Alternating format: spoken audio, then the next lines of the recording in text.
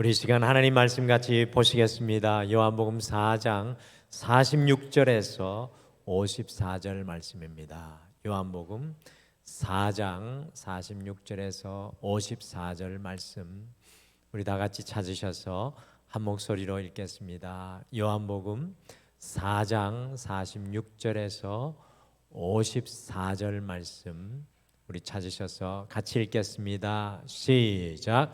예수께서 다시 갈릴리 가나에 이르시니 전에 물로 포도주를 만드신 곳이라. 왕의 신하가 있어 그의 아들이 가버나움에서 병들었더니 그가 예수께서 유대로부터 갈릴리로 오셨다는 것을 듣고 가서 청하되 내려오셔서 내 아들의 병을 고쳐주소서 하니 그가 거의 죽게 되었습니다. 예수께서 이르시되 너희는 표적과 기사를 보지 못하면 도무지 믿지 아니하리라. 신하가 이르되 주여 내 아이가 죽기 전에 내려오소서.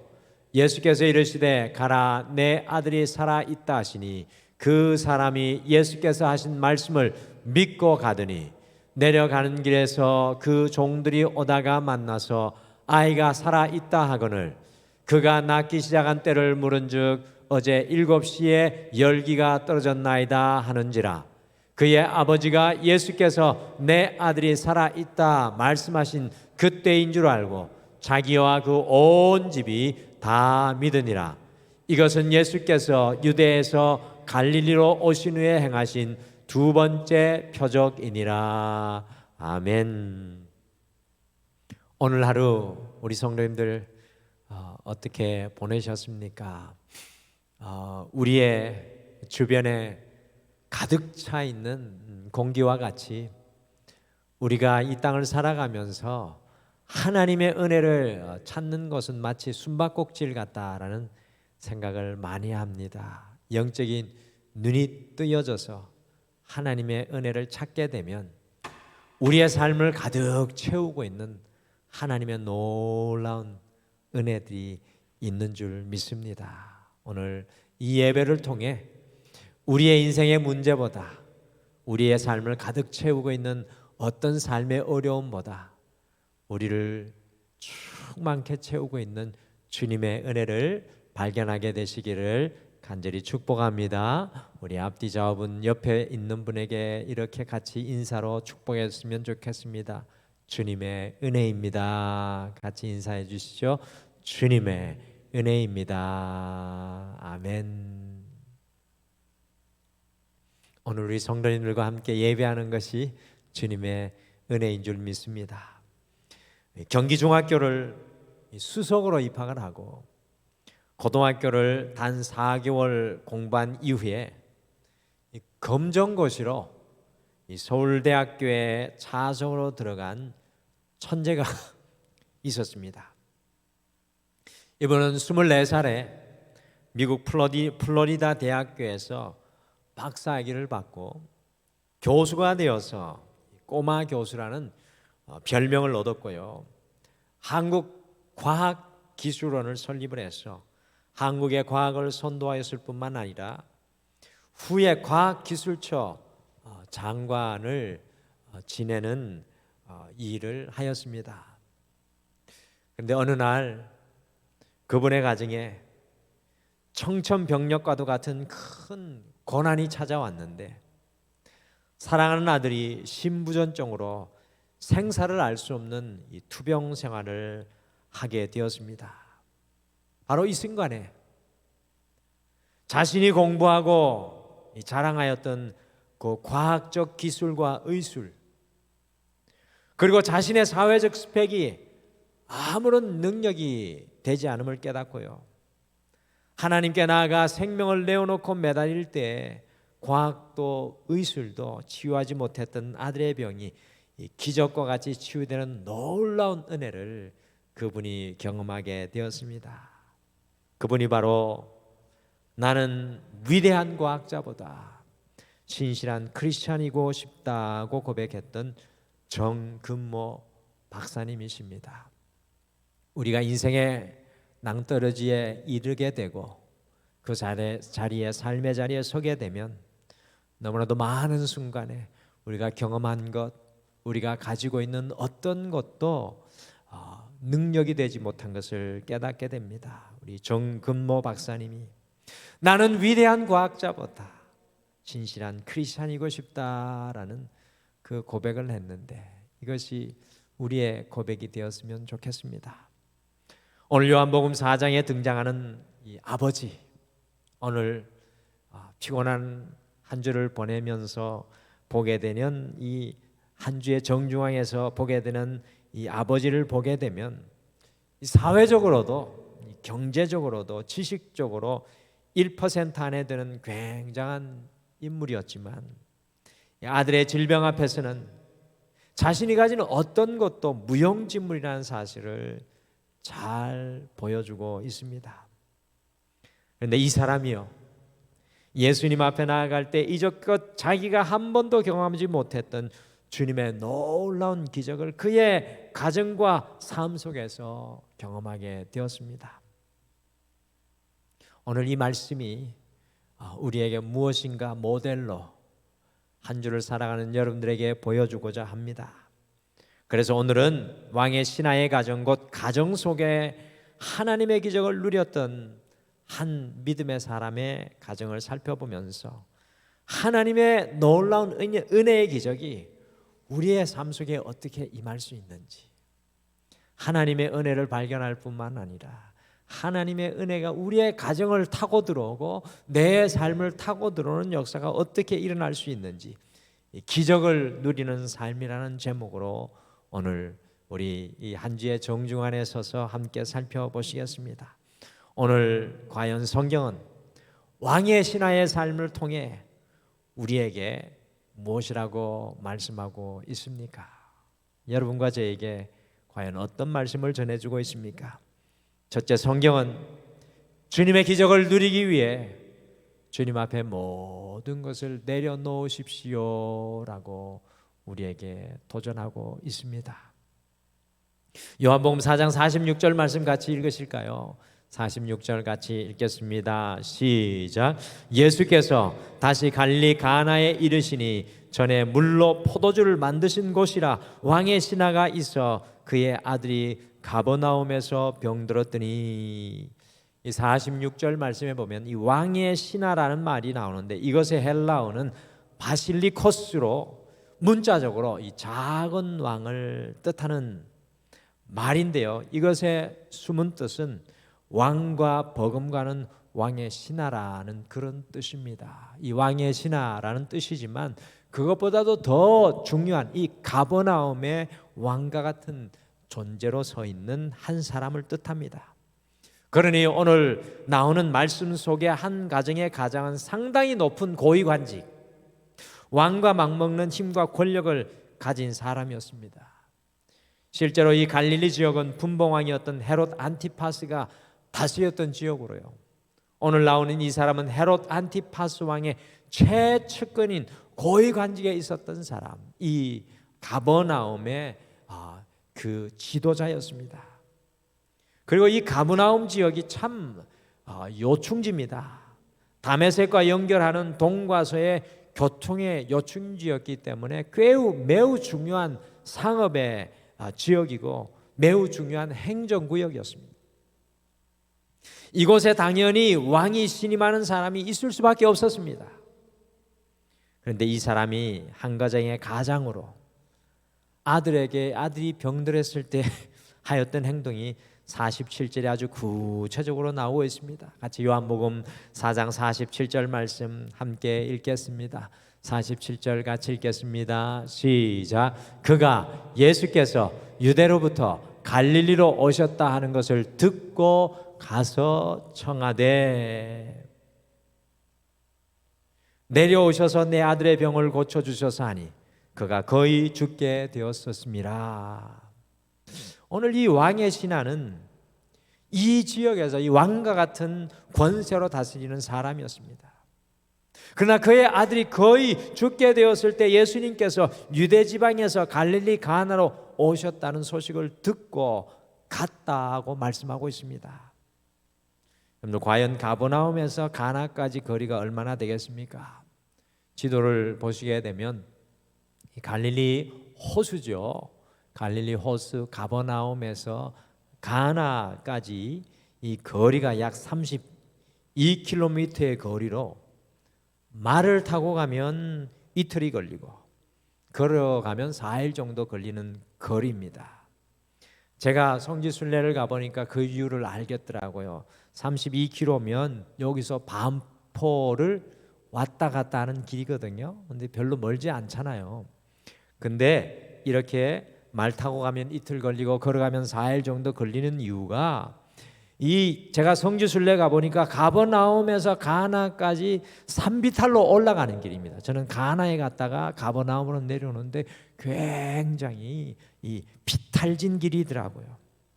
그러니 이 사람이 예수님께 47절에 내려오셔서 라는 표현을 사용하고 있는 것입니다. 여러분들 생각해 보십시오. 가버나움의 왕과 같은 사람이 이 32km의 거리를 말을 타고 달려 올라갑니다. 그리고 47절에 우리나라 번역으로 청하다고 되어 있는데 NRSV 영어 성경에는 beg, 곧 마치 거지가 구걸하듯이 주님께 간곡하게 청하였습니다. 그리고 우리를 더욱 놀라게 하는 것은 49절에 보시면 왕과 같은 이 사람이 예수님께 퀴리에 주님이시여라고 부르짖고 있습니다. 자기의 왕이 따로 있는데 주님 앞에 나아가 퀴리에 주님이시여라고 부르짖고 있습니다. 자기가 이 지역을 다스리는 왕인데 예수님께 나의 왕이시여라고 고백하고 있습니다. 오늘 이것에서 무엇을 알 수 있습니까? 오늘 이 사람은 예수님께 모든 것을 내려놓았습니다. 주님 앞에 자신의 주의도 내려놓고 주님 앞에 자신의 가진 것도 능력도 다 내려놓았습니다. 심지어 자신의 죽어가는 아들도 내려놓았습니다. 여러분들 나중에 성지순례 가면요 꼭 가나에서 가버나움의 지형을 살펴보십시오. 그 길이 얼마나 힘든 길인지 알 수 없습니다. 놀라운 기적이 어떻게 이 사람에게 일어나고 있습니까? 성도 여러분, 우리가 붙잡은 것을 놓지 않고서는 주님께서 붙잡게 하시는 것을 결코 잡을 수가 없습니다. 미국의 케네디 대통령의 백악관 집무실 책상에 다음과 같은 글을 목판으로 올려놓고 날마다 고백했다고 합니다. Oh God, Thy sea is so great and my boat is so small.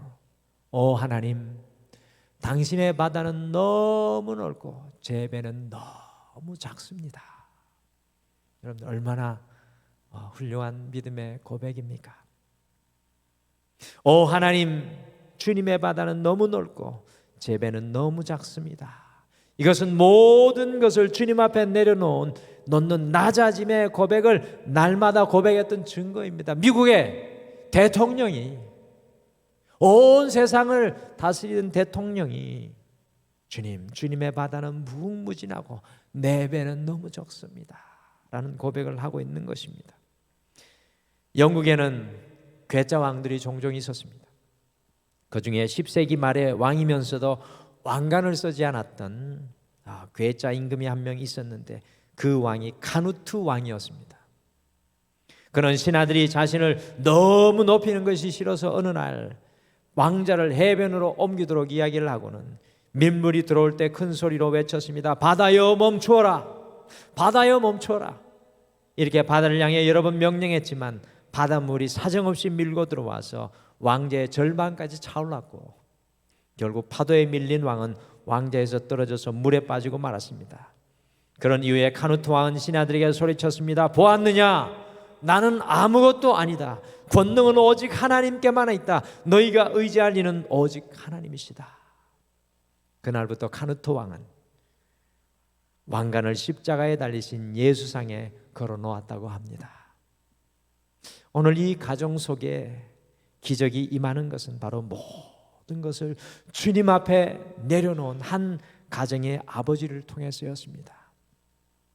같은 신앙생활을 하여도 같은 믿음의 길을 걸어갈지라도 우리가 가정 속에서 하나님의 능력을 체험하지 못하는 것은 우리가 잡고 있는 것, 우리가 의지하는 것을 주님께 내려놓지 못했기 때문입니다.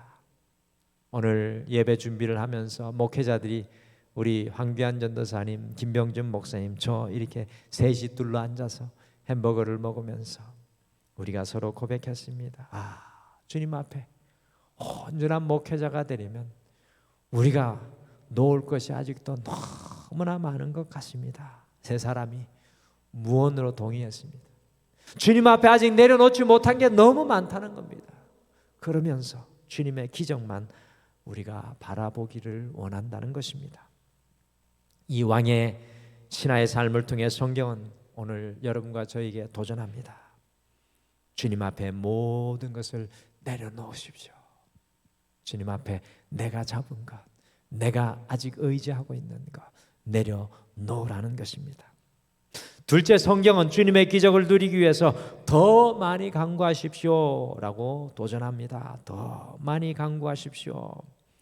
요한복음 4장 47절을 세 번역으로 화면으로 한번 같이 읽어보실까요? 47절 같이 화면으로 읽겠습니다. 시작. 예수께 와서 제발 가버나움으로 내려오셔서 아들을 고쳐주시옵시고 하고 애원하였다.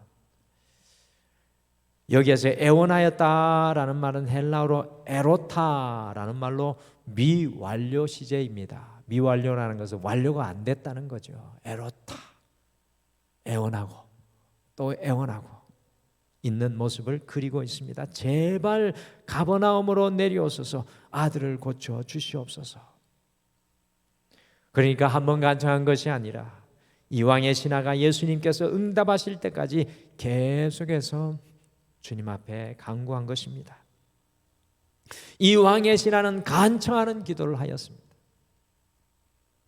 어떤 사람이 여러분들이 잘 아시는 빌리 그레함 목사님께 성공의 비결이 무엇이냐고 물었습니다. 아마도 목회자 후보생이 아닐까 싶습니다. 빌리 그레함 목사님처럼 위대한 목회자가 되고 싶었던 모양이죠. 목사님, 성공의 비결이 무엇입니까? 그때 목사님의 대답은 매우 간단했습니다. 첫째, prayer, 기도. 둘째, more prayer, 많은 기도.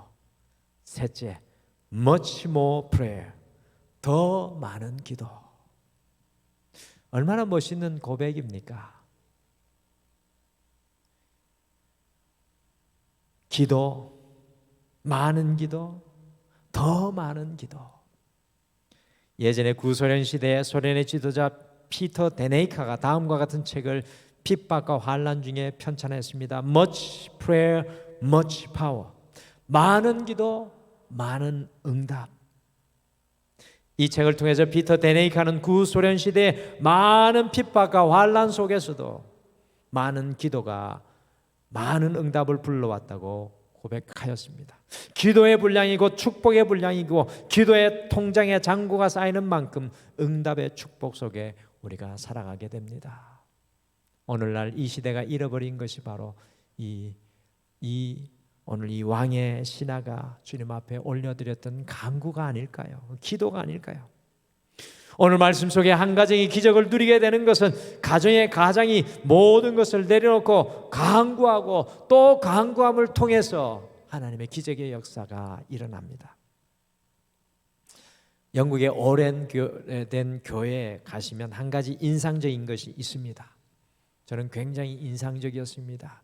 영국 교회에 가시면 인상적인 걸 많이 보시게 될 건데 저에게 굉장히 인상적이었던 것이 무엇이냐 하면 거의 모든 오래된 영국 교회는요, 성도들이 앉는 의자 밑에 기도 방석을 비치하고 있습니다. 그래서 성공의 교회에 들어가 보시면 특별한 의자가 제작이 되어 있어요. 그래서 이렇게 앉기도 하고 무릎을 꿇어 기도할 수 있는 기도 방석이 비치되어 있습니다.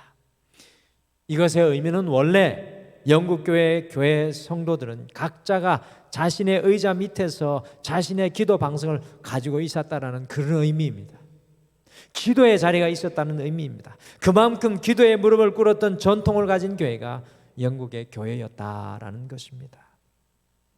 그들이 기도에 무릎을 꿇었을 때 영국의 놀라운 기적과 부흥의 역사들이 일어났습니다. 그런데 안타까운 것은 제가 보니까 영국의 그 기도의 소리가 사라지고 있다라는 것입니다. 사랑하는 성도 여러분, 하나님은 오늘도 무릎을 꿇는 자에게 은혜를 주십니다. 오늘도 주님 앞에 무릎을 꿇는 자에게 은혜를 주십니다. 부모가 무릎을 꿇고 간구하는 만큼 기적이 따라붙는 가정이 되고 그 자녀들이 형통하게 되어 있습니다. 특히 가장이 무릎을 꿇고 기도하는 만큼 가정이 하나님의 기적을 누리게 될 줄 믿습니다. 기억하시길 바랍니다. 우리가 하나님 앞에 무릎을 꿇는 만큼 세상 앞에 무릎 꿇지 않고 살아가게 될 것입니다. 다시 말씀드립니다. 우리가 하나님 앞에 무릎을 꿇는 만큼 세상 앞에 무릎 꿇지 않고 살아가게 됩니다. 오늘 이왕의 신하의 삶을 통해 여러분과 저에게 도전합니다. 더 많이 간구하십시오. 더 많이 간구하십시오. 마지막으로 성경은 주님의 기적을 누리기 위해서 주님 한 분만으로 충분합니다 라고 말합니다. 같이 요한복음 4장 50절 말씀 같이 읽겠습니다. 시작. 예수께서 이르시되 가라, 내 아들이 살아있다 하시니 그 사람이 예수께서 하신 말씀을 믿고 가더니 모든 것을 다 내려놓고 끊임없이 간구한 이왕의 신하는 무려 32km의 비탈길을 달려 올라와 내 아들이 살아있다 하시는 그 예수님의 말씀을 믿고 다시 그 32km를 믿음으로 되돌아갔습니다. 어떻게 보면 너무 황당한 말씀이죠. 오늘 이왕의 신하의 믿음의 순도는 100%입니다. 아버지의 이런 믿음을 통해 아들이 살아난 기적이 일어나게 되었고 53절의 말씀에 보시면 더 나아가 온 집안이 다 예수님을 믿게 되었습니다. 언젠가 어떤 성도님께서 저에게 이런 한자성어를 말씀해 주셨습니다. 인장지덕 목장지폐. 인장지덕 목장지폐.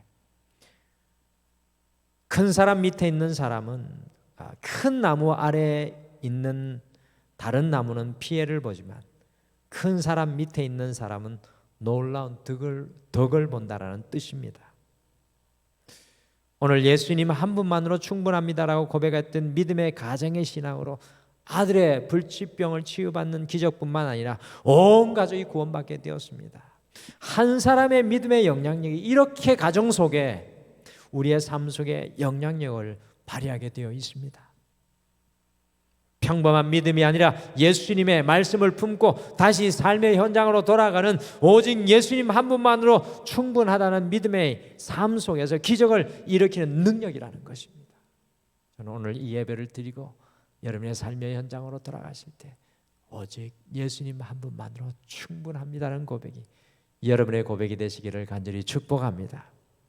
오늘 이왕의 신하의 믿음은 마태복음 19장 26절에 사람으로는 할 수 없으나 하나님으로서는 다 하실 수 있다는 그 믿음입니다. 여러분과 저의 삶 가운데 사람으로는 할 수 없지만 하나님으로서는 다 하실 수 있습니다. 의심은 장애물을 보지만 믿음은 길을 봅니다. 의심은 어두운 밤을 보지만 믿음은 주님 만들어 놓으신 대낮을 봅니다. 의심은 한 발자국 떼기를 두려워하지만 믿음은 하늘을 날아오릅니다.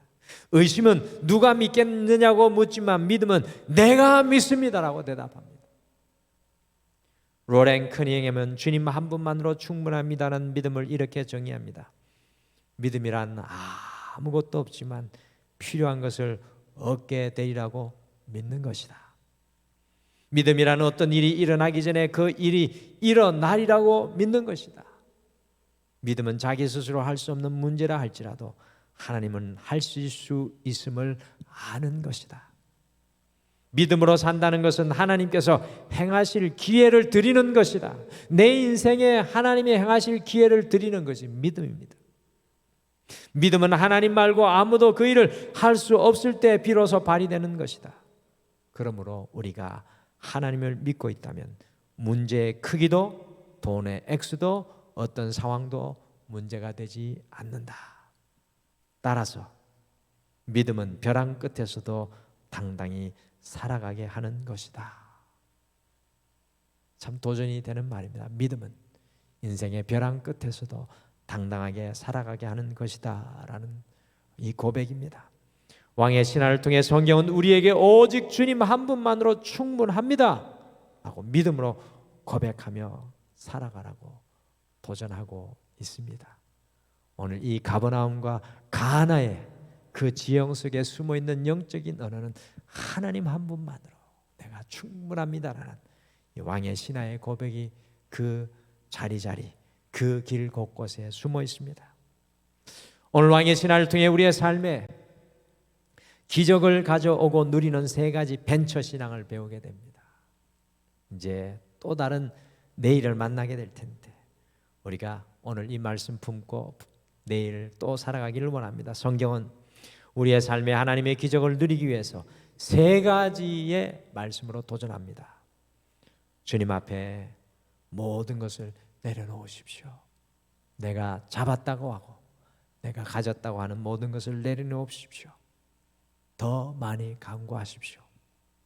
주님 한 분만으로 충분합니다 라고 우리의 삶의 자리에서 외쳐 선포하시기를 간절히 축복합니다.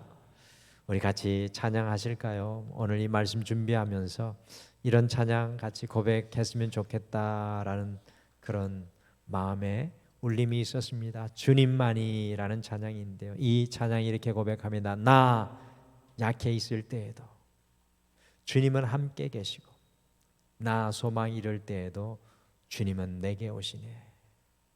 나 시험 당할 때에도 주님이 지켜주시고 나 실망당할 때에도 주님은 내게 오시네.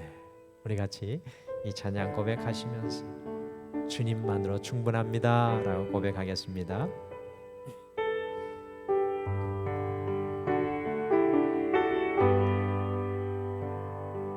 나 약해 있을 때에도 주님은 함께 계시고 나 소망 잃을 때에도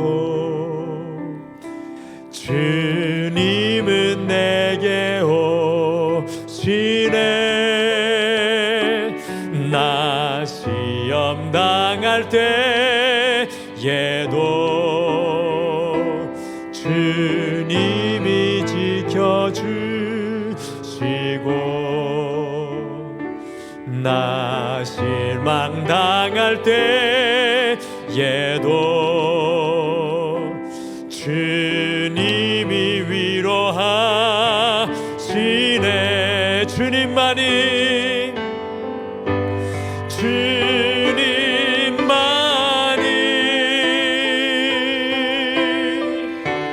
내 힘이 시며 오 주님만이 날 도우시네.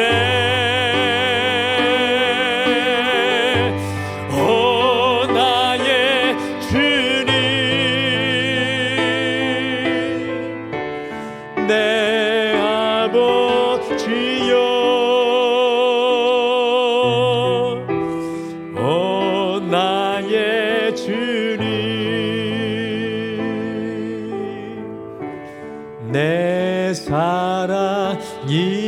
우리 다시 한번 고백하실까요? 나 약해 있을 때도 나 약해 있을 때에도 주님은 함께 계시고 나 소망 잃을 때에도 주님은 내게 오시네. 나 시험 당할 때에도 주님이 지켜주시고 나 실망 당할 때에도 주님이 위로하시네. 주님만이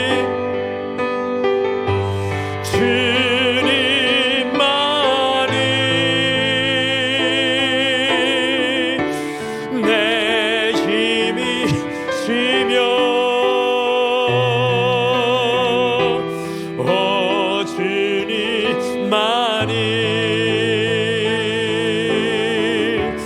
날 도우시네. 오 나의 주님, 내 아버지여. 오 나의 주님, 내 사랑이여.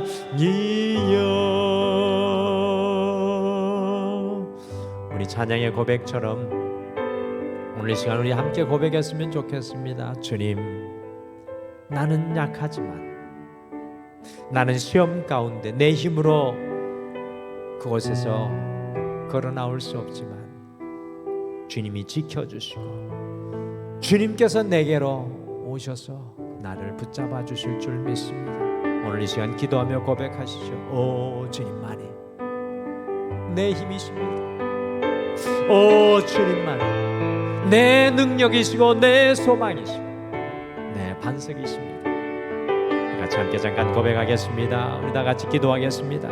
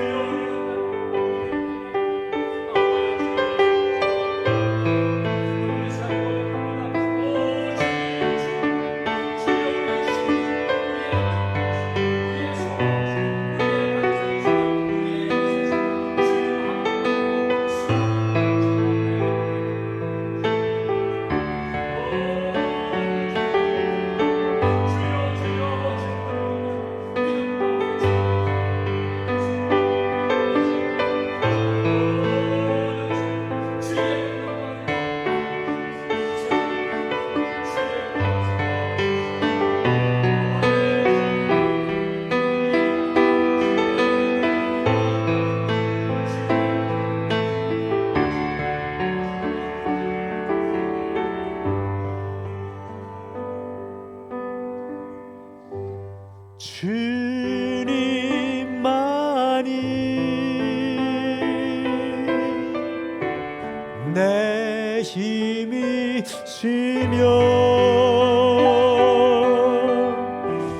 오 주님만이 날 도우시네. 날 도우시네.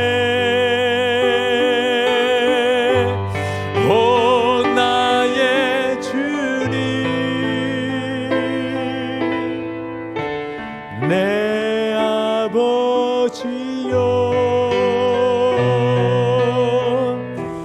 오 나의 주님, 내 사랑이여. 내 사랑이여.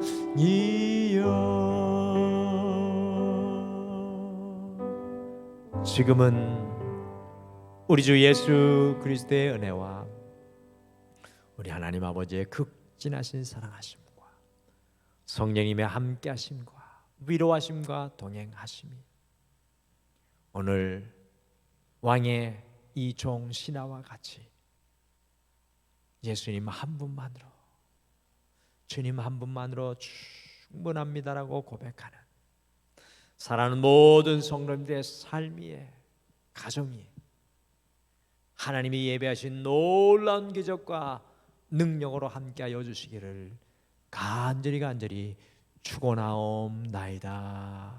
아멘.